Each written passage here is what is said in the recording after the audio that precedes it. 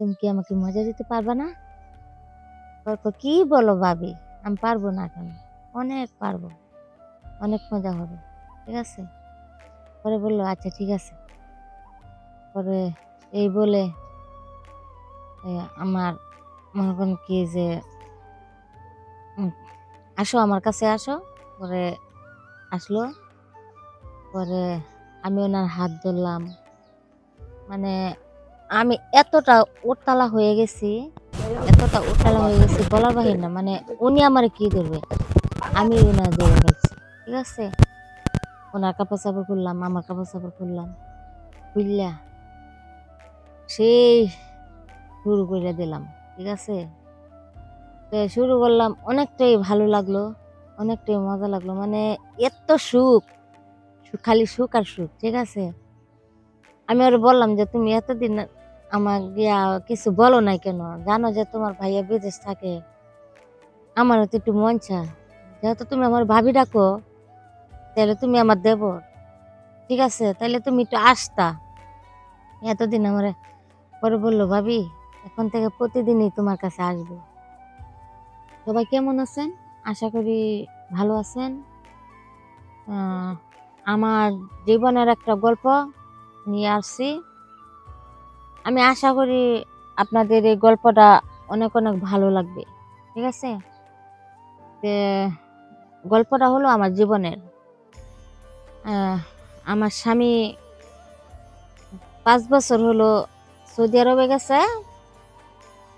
প্রথম প্রথম যোগাযোগ করছে। হুম, এখন 5 বছর ধরে, এখন মানে 1 বছরের মতো আর কি যোগাযোগ করছে। আর 4 বছর ধরে কোনো যোগাযোগ নাই। ঠিক আছে, আহ, এই মোট 5 বছর হলো সৌদি আরব গেছে আর কি। তো এখন আমি কি করব, ভাইবে আমি কুল পাই না। মনে করেন যে আমার অবস্থা খুবই কাহিল। ঠিক আছে, আমার অবস্থা খুবই কাহিল, আমি কিছু করতে পারতাছি না। তারপরে মনে কর কি যে আমগর একটা লোক ছিল পরিচিত। ঠিক আছে, একটা লোক ছিল পরিচিত। উনি আবার আমাকে মনে করেন যে ভাবি ভাবি করে ডাকতো। ঠিক আছে, ভাবি ভাবি করে ডাকতো। তারপরে কইলাম কি যে হ্যাঁ, তুমি যখন আমাকে ভাবি ভাবি করে ডাকো তাইলে তো নিশ্চয়ই ভাবির নাভির নিচে দেবরের দাবি আছে অবশ্যই, তাই না? তাইলে তোমার কাছে একটা জিনিস চাইবো, দেবা? পরে বললো ভাবি কি জিনিসটা চাইছো বলো তো। পরে আমি বললাম যে শোনো, তোমার ভাই তো মনে করো যে 5 বছর হয়েছে বিদেশ গেছে, তো 1 বছর যোগাযোগ করছে, 1 বছর একটু মানে ভিডিও কলে মানে একটু শান্তি ছিলাম। এখন তো 4 বছর ধরে কোনো যোগাযোগ নাই তোমার ভাইয়ে, ঠিক আছে, আমার সাথে। তো এখন তো আমি আর পারতাছি না, আর কত ধৈর্য ধরবো, আমি তো পারতাছি না। আমার তো মনে করো যে যৌবন বয়স। তাইলে এক কাম করো, তোমারে, হ্যাঁ, তুমি 12টার দিকে একটু আইসো। হ্যাঁ, আমার রুমে আইসো, কেউ থাকে না, তুমি একটু আইসো। পরে বললো আচ্ছা ঠিক আছে আমি আসবো। আচ্ছা ঠিক আছে ভাবি, আমি আসবো। আচ্ছা তুমি আইসো। তারপরে তারপরে আসলো। আসলো পরে কইতেছে ভাবি তুমি তো আইসি। আমি বলছি ভালো হয়েছে আইসো, আজকা সেই মজা হবে। তুমি কি আমাকে মজা দিতে পারবা না? কি বলো ভাবি? আমি পারবো না কেন? অনেক পারবো, অনেক মজা হবে। ঠিক আছে, পরে বললো আচ্ছা ঠিক আছে। পরে এই বলে আমার মনে করেন কি যে আসো আমার কাছে আসো। পরে আসলো। পরে আমি ওনার হাত ধরলাম।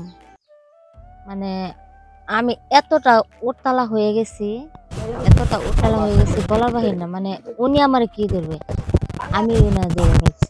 ঠিক আছে, ওনার কাপড় চাপড় খুললাম, আমার কাপড় চাপড় খুললাম, খুললা সেই শুরু করে দিলাম, ঠিক আছে। তো শুরু করলাম, অনেকটাই ভালো লাগলো, অনেকটাই মজা লাগলো, মানে এত সুখ, খালি সুখ আর সুখ, ঠিক আছে।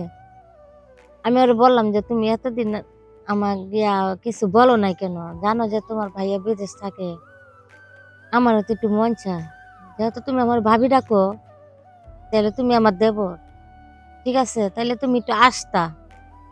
এতদিন আমার পরে বললো, ভাবি এখন থেকে প্রতিদিনই তোমার কাছে আসবো। আসলে সত্যি তোমার কাছে অনেক মজা লাগে, তুমি অনেক সুখ দিতে পারো ভাবি, আসলে সত্যি একটা তুমি সেক্সি মানুষ। পরাম কিছু হওয়া ঠিকই গেছো, কিন্তু তোমার ভাইয়া তো বুঝলো না, তোমার ভাইয়া তো চইলা গেল, ঠিক আছে, কোনো যোগাযোগ রাখলো না। তো চিন্তা করো না ভাবি, ভাইয়া না আসুক, আমি তোমাকে প্রতিদিন সুখ দিব, প্রতিদিন মজা দিব। পরে আমি বললাম যে আজকে রাতের কথা কখনো বলবো না, সেই মজা পাইছি জানো না, কত মজা যে পাইছি। আজকে 5 বছর পরে মনে করো যে এমনটা তোমার লগে হলো, খুব মজা পাইছি, খুব শান্তি পাইছি। এ কি আর বলবো, কিছু বলার নাই। তবে তোমারটা আমার কাছে অনেক অনেক অনেক মজা লাগলো। কখনো বলবা না তো ভাবি রে? পরে বললো যে না, আমি কখনো বলবো না, সবসময় আমি তোমাকে মজা দিব, সবসময় আমি তোমার কাছে থাকবো। আমি বলছি ঠিক আছে, তোমার কথা শুনে আমার ভাল লাগলো। আজকে যেমন মজা করছো না, কি মজা লাগছে, প্রতিদিন আমাকে এমন মজা দিবা, ঠিক আছে। তুমি টাকা পয়সা চিন্তা করো না, আমি তোমাকে টাকা পয়সা দেবো, ঠিক আছে, আমি তোমাকে টাকা পয়সাও দেবো, তার বিনিময়ে আমাকে একটু সুখ দিবা, ঠিক আছে। আচ্ছা ঠিক আছে ভাবি, তুমি কোনো চিন্তা করো না, আমি প্রতিদিন আসবো, আইসা তোমাকে আমি সুখ দিয়ে যাবো, শান্তি দিয়ে যাবো, মজা দিয়ে যাবো।